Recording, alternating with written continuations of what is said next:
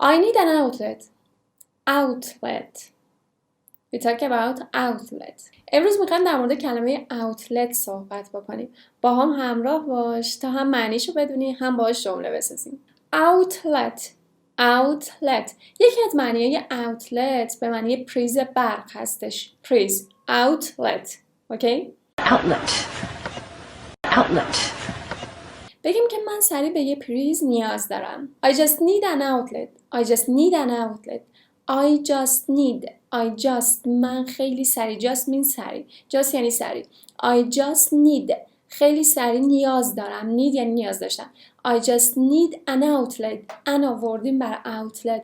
outlet چون O هستش اولش و حروف صدادار هستش از A استفاده نمی کنیم. از an استفاده می کنیم. an outlet. I just need an outlet. من خیلی سریع به یه outlet به یه پریز نیاز دارم. Just need an outlet. Just need an outlet. بگیم یه پریز اونجاست. There is an outlet over there. There is an outlet over there. There is مخفف شده یه there is هستش. An outlet.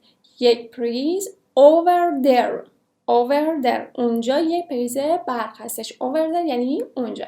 There's an outlet over there. There's an outlet over there. خب این یکی از معنیهای outlet بود که من توی این پست بهتون گفتم. Have a nice day and bye.